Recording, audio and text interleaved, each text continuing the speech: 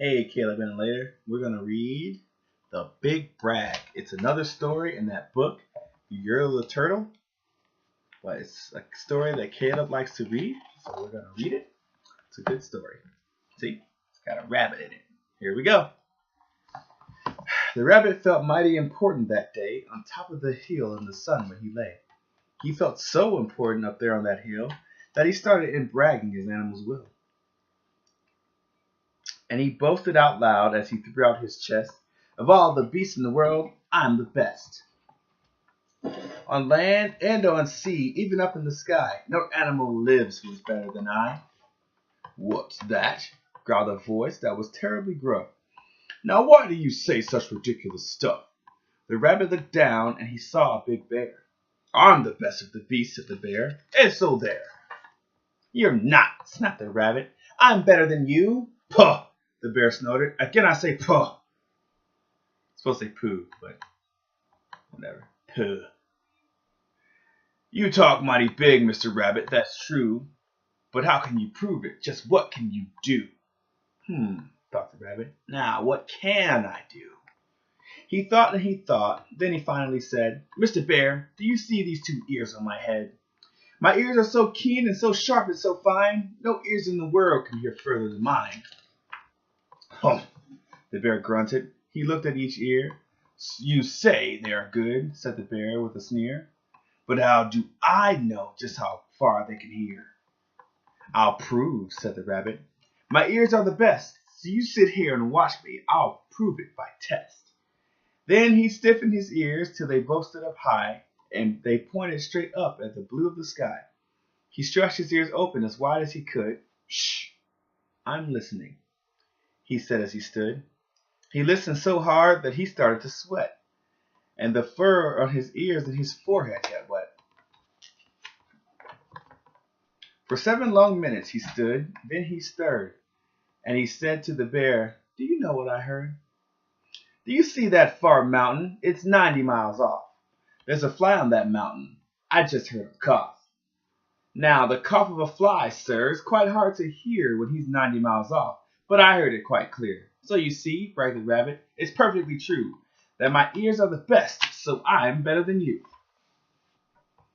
The bear for a moment just sulked as he sat, for he knew that his ears couldn't hear things like that. "This rabbit," he thought, "made a fool out of me. Now I've got to prove that I'm better than he." So he said to the rabbit, "You hear pretty well. You can hear 90 miles, but how far can you smell?" "I'm the greatest of smellers," he bragged. "See my nose? This nose on my face is the finest that grows. My nose can smell anything both far and near. With my nose, I can smell twice as far as you hear."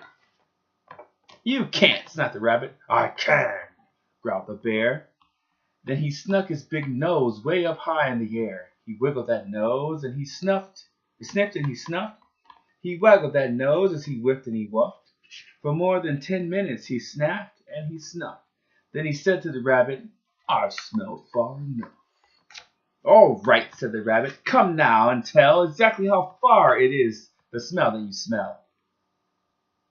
"Oh, I'm smelling a very far smell," said the bear.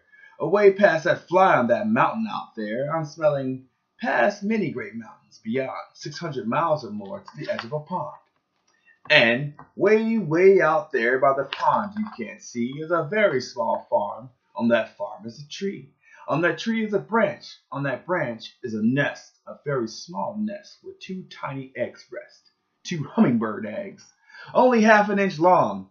But my nose," said the bear, "is so wonderfully strong. My nose is so good that I smell without fail.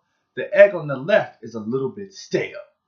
And that is the thing that no rabbit can do. You see," the bear boasted, "I'm better than you.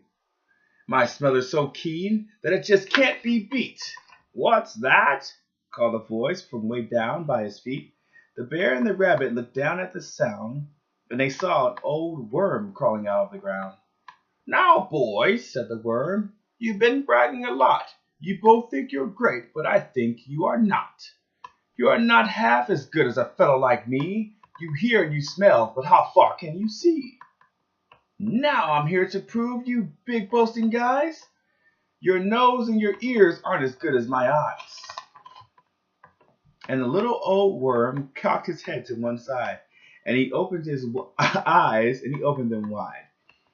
And they looked far away with a strange sort of stare, as if they were burning two holes in the air.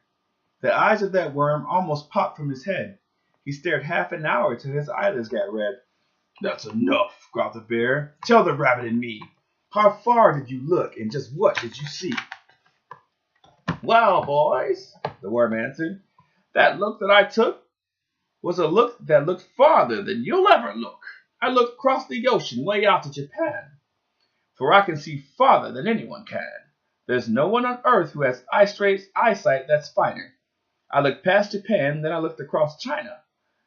I looked across Egypt and took a quick glance across the two countries of Holland and France. Then I looked across England and also Brazil. But I didn't stop there. I looked much farther still. And I kept right on looking and looking until I looked round the world and right back to this hill.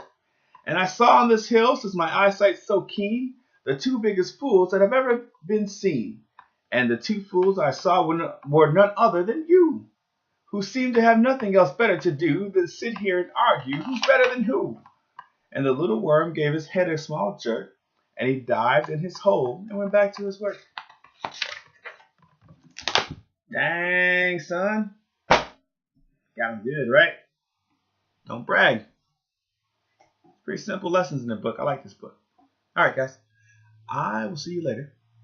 And that was fun.